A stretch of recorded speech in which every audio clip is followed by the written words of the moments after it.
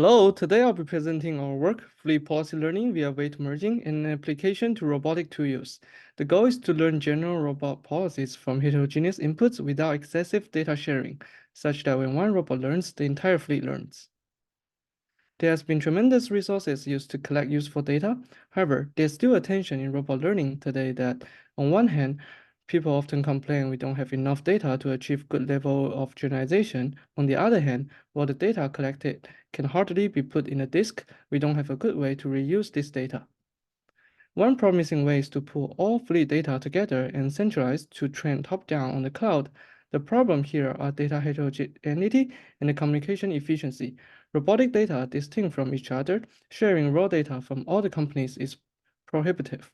Therefore, we propose an alternative way to train a general policy from the bottom up, where each local robot in the fleet will train its own policy to work and then communicate with each other directly through neural network weights as a compression. This has been shown success in the federated learning community, but has not been explored much in robotics. The problem that we try to tackle in fleet learning is a joint behavior cloning loss across all the tasks that the robot fleet has encountered. Rather than merging the data, the goal of merging weights is to reduce communication costs and make this framework use all the local data under heterogeneous distributions. This can be either one shot or multiple shots. It's well known that neural network has permutation symmetries and have been investigated in the supervised learning settings. The key idea is that if we permute the layers of a neural network in certain ways, it would not change the input-output behavior, which enables properties such as mode connectivity. In our work, we connect this with linear control to consider policies that have the time dimensions, as in recurrent policies, and across many models, which are more natural in robotic settings. Specifically, in the network diagram for RNN, there's a permutation invariance occurring along the network layer dimension L, but there's also a permutation invariance along the time dimension T. To evaluate fleet learning, we run our experiments on linear control and meta-world benchmarks along with ablations on supervised learning datasets.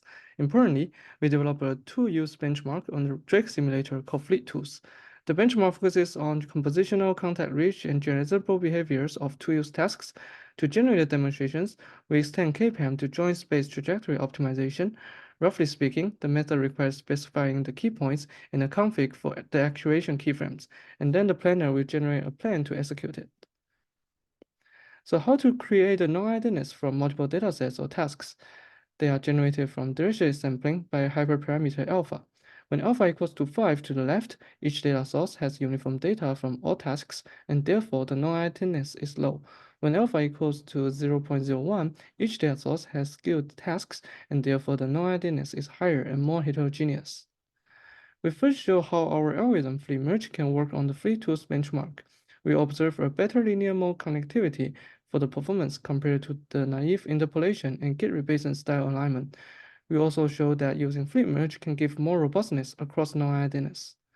In MetaWorld, we show that fleet merge can be used to merge all 50 tasks together without sharing data and achieve performance on par with the multitask training on the joint datasets of all tasks.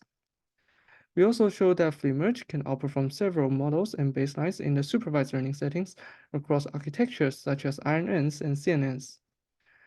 We show that fleet learning can also be applied to online reinforcement learning settings.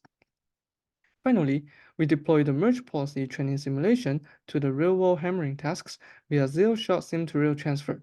The policy has point cloud as inputs and can do these tasks despite the domain gaps in the cluster states. Please check out the paper and the code base for more details. Thanks.